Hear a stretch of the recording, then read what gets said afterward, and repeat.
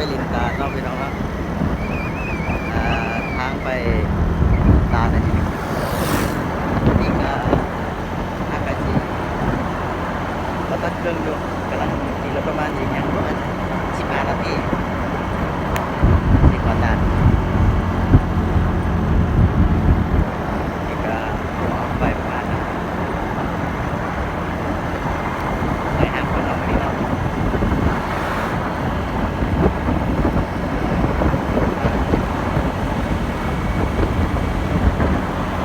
เอาไปไทยนาอยู่นี่สมัยโบราณตะกี้ตะกอนเลยเขาว่าเอาไปไทยนาเนาะฮะก็เห็นอยู่นี่นี่เอาไปไทยนาจัดเสีย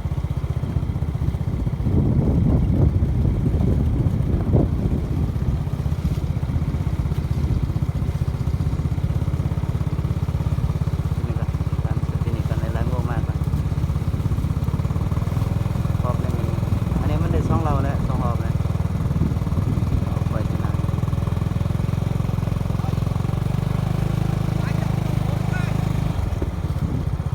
นาย่าคือคนเวียดแต่รถไทยเราก็มีรถไทยอยู่แต่เอาไปไทยช่วยกันใช้กับจักรเนาะโอเค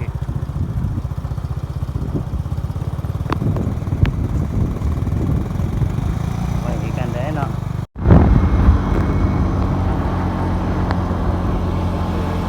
ทานเลยวันนี้บ่ได้ไทยทานเลย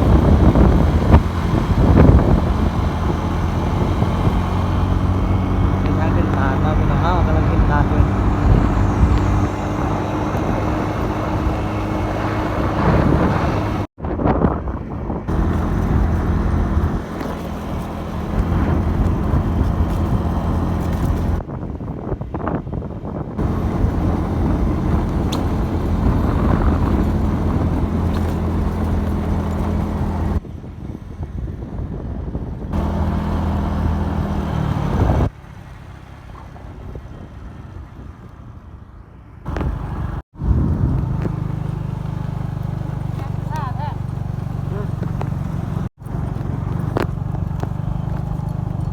ทางน่าจะคอยลำบากหน่อยนึงเนาะพี่น้องเนาะ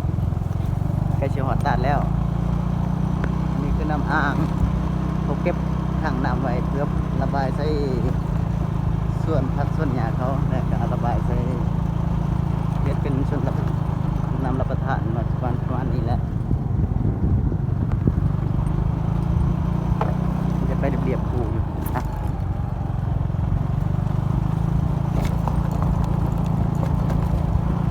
แรงแห้งๆอยู่แล้วปื้อ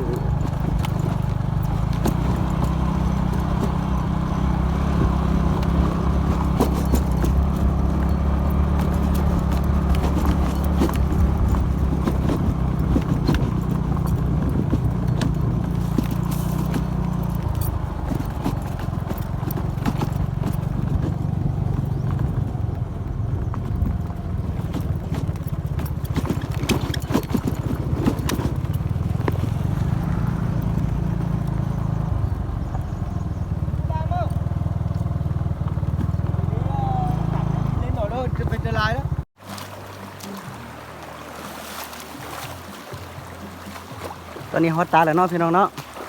กำลังย่างไปอยู่เส้นทางน่าจะค่อนลำบากนิดนึงยี่ใช่ป่ะยี่จุดได้ป่ะบนหันป่ะอยู่ลุมคักได้อยู่ลุมไหน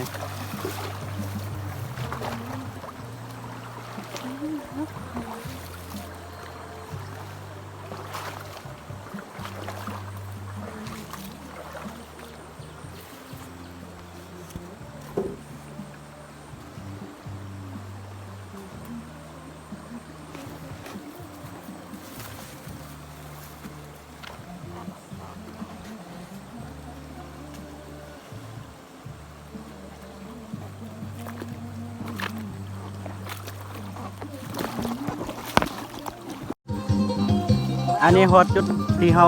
ไปลินตาแล้วเนาะพี่น้องเนาะนี่ก็คือหมู่เฮากำลังม่วนอยู่ยกจอกเด้อ งงามไปผ่าไป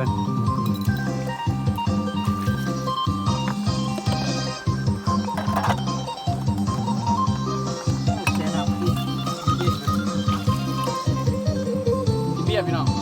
อาบน้ำเย็นๆอาการง่อนไล่อยู่เบียร์ใครบักแจ็คครับเปิดคลิป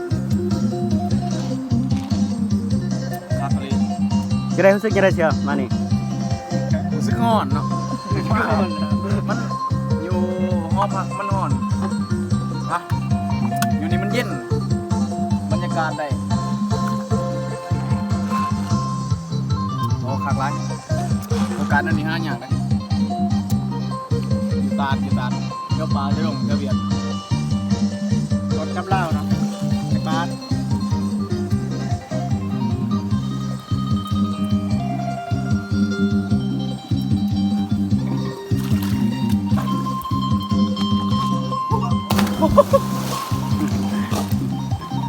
มันเกินปุ่งลงบนนาเลยเว้ย น้ำเกี้ยวมาดู